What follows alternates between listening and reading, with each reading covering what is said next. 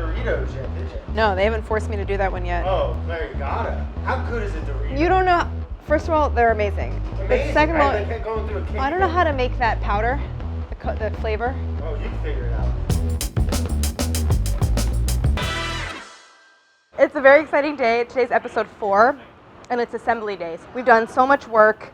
We've made all the layers, all the fillings and soaks, all the frosting, and now it's time to finally put everything together. So by the end of today, I'll have all 3 of my cakes filled, stacked, crumb coated, and ready to decorate. But first, before I start the assembly, there's a very important step, and that is prepping my layers to stack. Before we assemble our layer cakes, we have to prepare the layers. The first step in doing that is leveling them, so taking off the dome to create a flat surface. The carrot cakes, because of the way that the batter is mixed, bake very, very flat. So there's no need for me to level these, and that's good because with the walnuts and the carrot pieces in there, it's very hard to get a clean, smooth cut. However, our butter-based cakes, like our yellow cake here, do tend to dome in the oven, so we need to take off that top layer. I'll show you what would happen if I were to try to stack these. Putting one on top of the other, they have this huge space between the edge of this layer and the beginning of the layer on top. I would need to fill that in with lots and lots of extra icing. And then of course, when I cut into the cake, I'll see that kind of curve and dome. That's not what we want. The idea with layer cakes is that you have beautiful uniformity so that each bite has the same mix of ingredients as the previous one. One more thing about our white cake. We baked 3 white cake layers that are each about 1.5 inches high.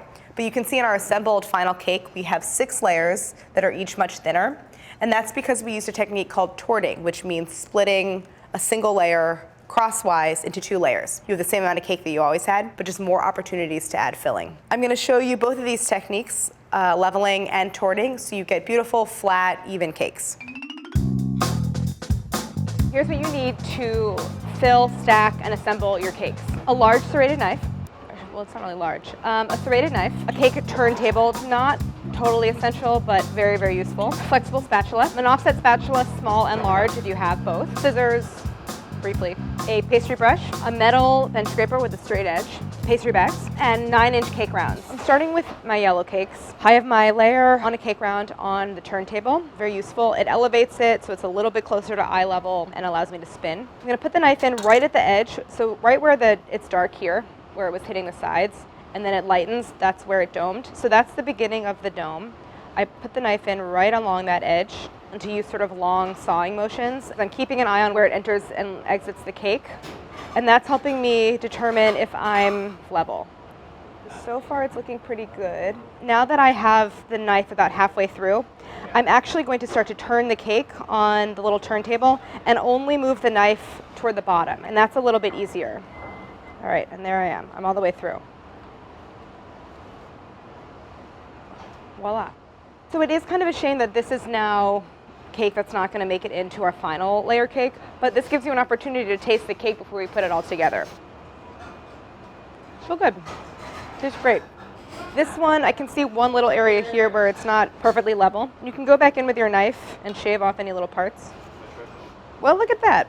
So it does take some practice to get sort of one flat, even cut to level your cake. But the good news is that frosting is an amazing eraser of errors and mistakes. So don't be crestfallen if you have some bumps or places where it's not even. Everything will be fine. Quick recap of that technique for leveling the layers and removing the dome. I positioned my knife right at the place where the dome met the sides, cut it about halfway through using long, even strokes, opposite hand on top of the layer. Then I started to spin the cake, only cutting through at the area closest to me until I was all the way through. I'm moving on to my white cake. I'm going to do the same thing I did to the yellow cake, so leveling and removing that dome. But I'm going to do an extra step, which is called torting. I thought you were making me eat cake in the morning. That would drive me. Don't worry. I already tasted it. Cake has been the first thing I've eaten in the morning for like 5 days in a row.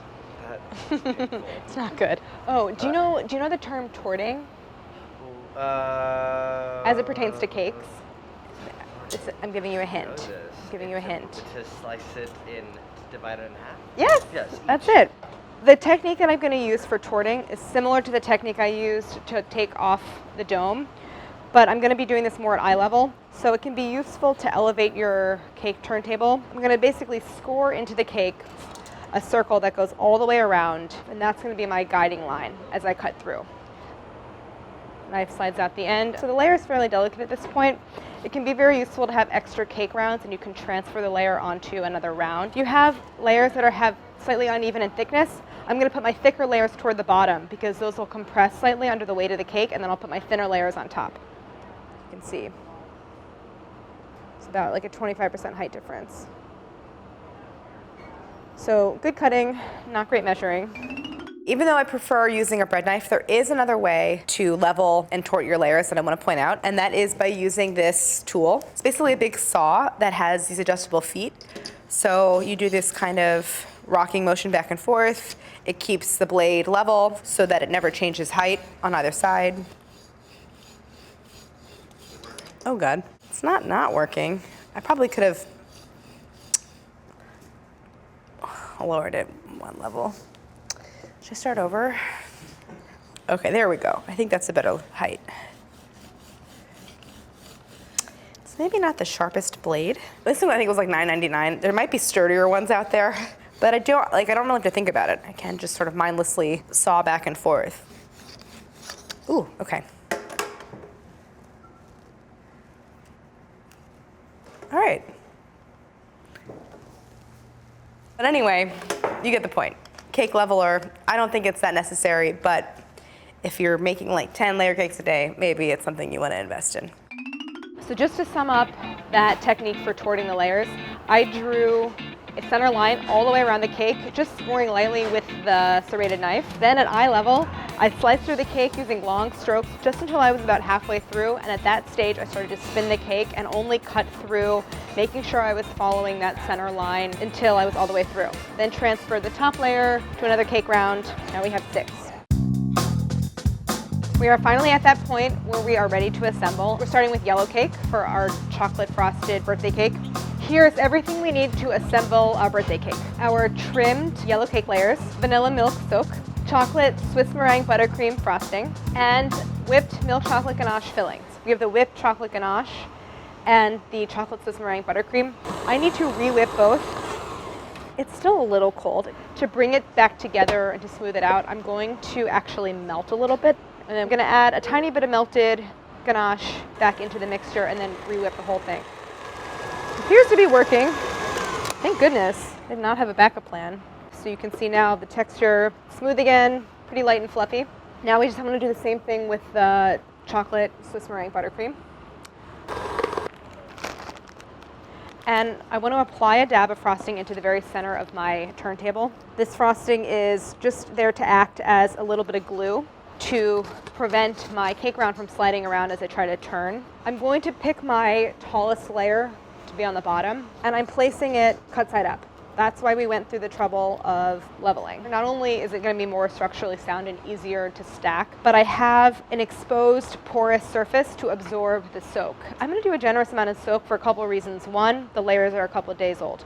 Two, it's a really thick layer, so as the cake rests after it's frosted, the layers will absorb the soak all the way through. The ability to make your cakes in advance and then add moisture later on is always a bonus.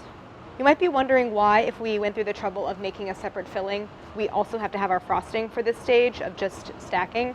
And that's because we need the frosting to make something called a dam. And that is basically like a reinforced ring of frosting around the edges that prevents whatever the filling is from like squidging out the sides. If you were to just apply your filling without this dam of icing, you would encounter some issues when you went to frost it. Why is the dam of frosting around the layer so essential when you're filling the cake? I have the whipped chocolate ganache filling, our yellow cake layers, and I'm going to show you what happens if I don't build the dam before I add the filling. Just pressing down to level. And although the ganache is not dripping down the sides like we saw with the caramel, it has extended out beyond the cake layers because there's nothing to block it. And so here's the real problem with that. So when I try to put frosting over top of the filling starts to mix into the frosting. The filling is a different texture than the frosting, so not only can I see it, but now it's not allowing me to get any coverage around that part of the layers. And then the more that I try to spread, the worse that it gets. With the frosting, we want full even coverage around the cake, and that's impossible when your filling is kind of oozing out the sides. When you have a dam, it is your frosting, and so it seamlessly blends in when you go to cover the cake. Not what happened here. Now I'm going to apply my whipped ganache. About a cup is the right amount of filling for a 9-inch cake. I'm going to go with my second tallest layer. And now you can see, because of that dam, there's a nice thick layer of frosting that's not leaving any gaps in between layer 1 and layer 2. All right. Unlike the first two, I'm going to put it on upside down because it's going to be much easier to frost this side than this side, because this side has all the crumbs. So I actually want to soak this layer first. Oftentimes that top layer doesn't get a soak. That's not always the case. Sorry, that was a little slip. That's not always the case. Adding the soak will weaken the structural integrity of the cake, but it's sturdy enough and also frankly dry enough that I can do a quick flip, put upside down. The only thing left to do at this stage is just to smooth out these little like icing tires around the sides. Okay, we're down 1 cake. Birthday cake is assembled, 2 to go. Here's everything we need to assemble our coconut layer cake. Our trimmed and torted white cake layers, coconut milk soak, Italian meringue frosting, and coconut caramel filling. Onto our second cake, our coconut cake. I have our coconut caramel filling. I'm going to briefly warm this so that it becomes a bit more fluid and I can spread it more easily. All right, this looks good. Same process as the birthday cake. I'm not going to go quite as generous with filling on these layers because they're thinner. It's squeezed out from the sides quite a bit. I'm not going to use actually my bench scraper to do the same thing I did on the birthday cake and smooth out and even really remove a lot of this meringue that's poking out. Okay. This cake actually, unlike the others, doesn't really need to be chilled because the meringue is not Italian meringue buttercream, so there's no butter in here. It's just egg whites and sugar. It doesn't firm up, so I can leave this cake at room temp. Cake number 2 down, carrot cake left to go. Here's everything we need to assemble our carrot cake. Our carrot cake layers, cream cheese frosting, and pineapple vanilla bean compote filling. It's a mouthful. I have my cream cheese frosting that we already made. Again, it just needs to be re-whipped. It happens pretty quick. You can see it's pretty much already there. My 2 flattest layers are going to be the top and bottom. I'll put the more rounded layer in the center. Unlike the other cakes, I am going to use frosting in between the layers, mostly because I love cream cheese frosting. So see, there was a little air bubble that caused a break in the frosting as I piped it. This is tricky because the layer below it is kind of wet. Oh. Can you describe what's going on here? I don't want to talk about it. So it's really, the icing is nothing to stick to because it's on sort of a wet layer. So I need to pipe more coverage. Now I want to spin the cake and take off any icing to create one smooth, level surface. I'm ready for my second layer.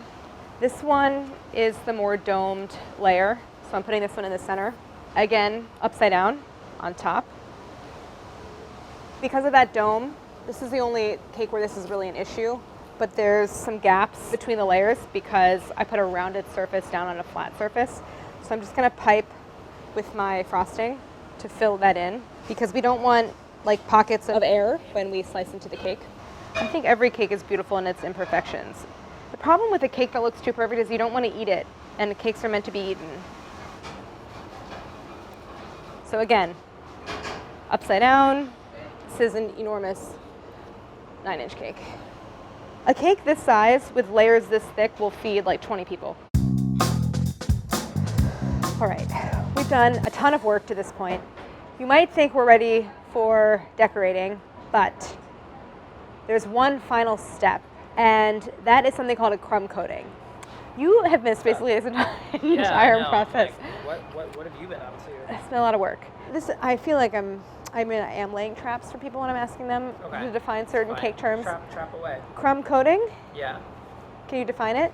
Something that I'm usually too lazy to do. Yeah. Like a thin layer of frosting applied in such a way that you're trying to trap like the cake within the frosting. Well, you were right. Basically a thin layer of frosting across the entire cake, and that serves to adhere any errant crumbs to the side of the cake. It is important, I think, to have that primed surface, which makes spreading on the final layer of frosting a lot easier. What would happen if you don't crumb coat your cake before you put on your final layer of icing? Frosting. Icing, frosting. What's the difference? It's frosting. Okay, I'm gonna show you. Let's hope that the thing happens that's supposed to happen. So here's the problem. When I spread out the icing and then I draw it back, I tend to then expose, I don't know if you can see right there, any crumbs that are on the cake, prevent the frosting from really adhering to the cake itself. And then when you remove your spatula, you lift up that frosting and you have all the crumbs stuck to the underside. So it's kind of happening all around. And then when I go to spread it out again, I have crumbs all throughout the frosting.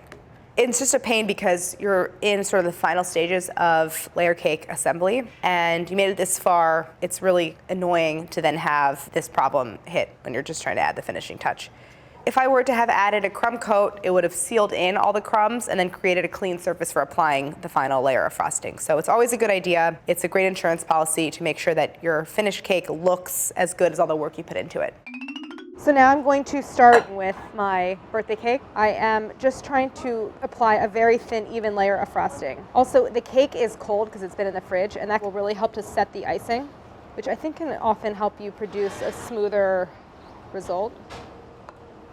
Really, the crumb coat is not just about sticking crumbs to the side, but it's also about filling in any gaps where there's like an air pocket or the cakes are uneven and so you need to kind of like fill in. Just like I said before, this is like the primer for your paint. And now I'm going to take my bench scraper and hold it against the side of the cake, touching the layers, totally straight because I want that 90-degree angle. And the idea here is just to remove some of the frosting. And any icing that I'm taking off, I'm putting into this separate container so that I don't contaminate my good frosting with lots of little crumbs. Now I'm going to use my offset to do the same thing on the top.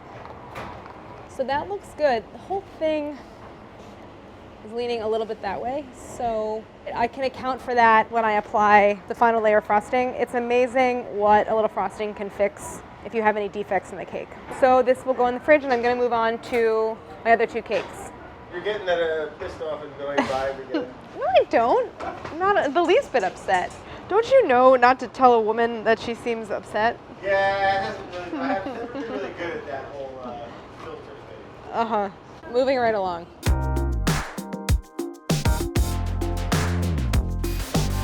Coconut down, carrot cake to go.